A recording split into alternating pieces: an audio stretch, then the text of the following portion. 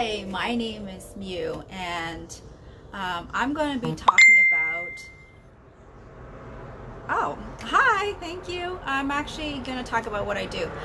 Uh, when we were growing up as women, we were told that our worth is based on how we serve others.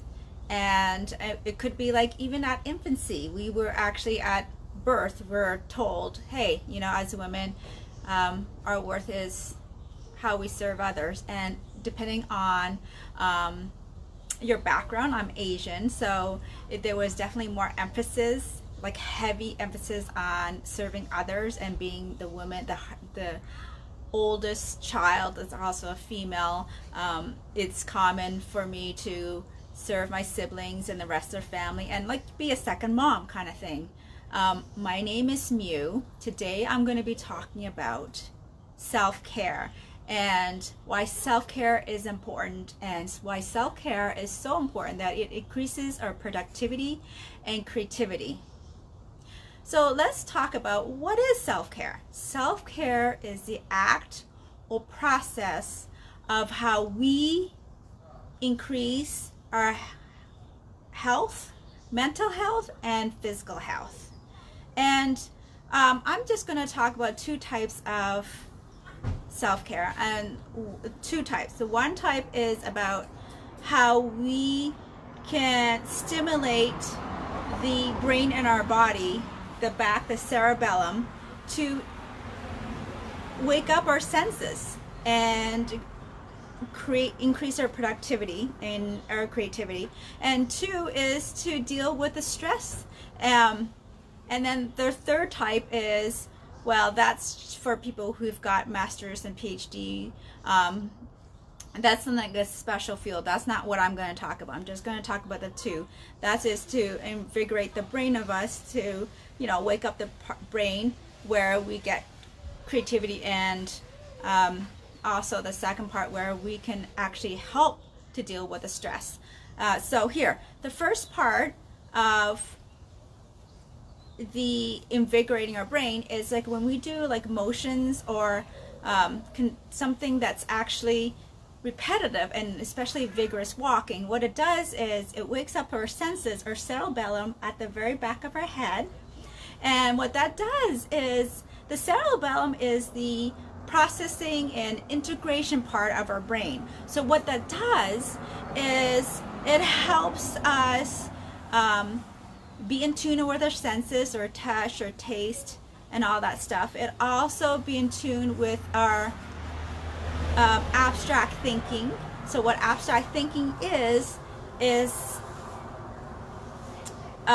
increases our creativity, and also helps us with our big thinking, which also increases our productivity. And another thing is the second part of our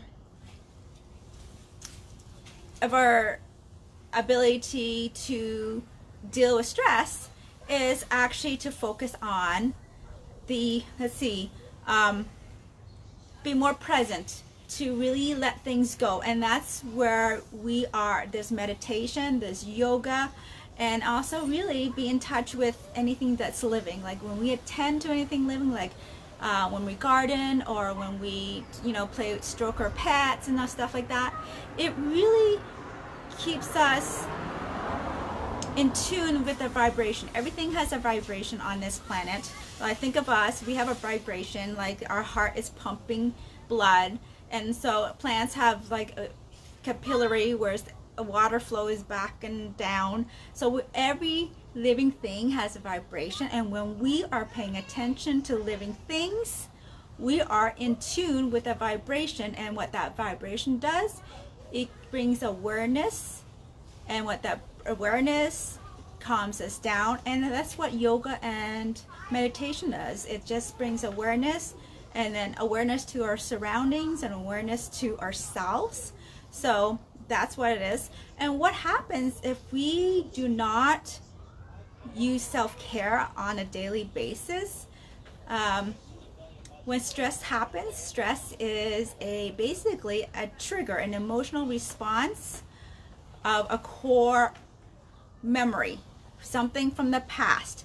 And if we are not dealing, can't let go, and it don't deal with the self-care, things can't pass through us. And as moms, sometimes, let's say, our children, let's say they, ride a bike and they get the bump onto the curb and then fall.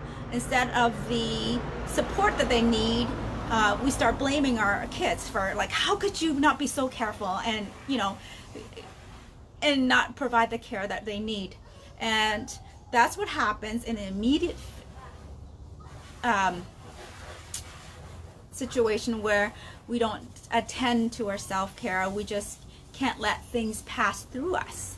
Now, in the long term, what happens is that, when we're over energized and tense and it builds up on each other, we basically think of like building like a cement wall. When there's stress that comes in, eventually it breaks and cracks and falls down.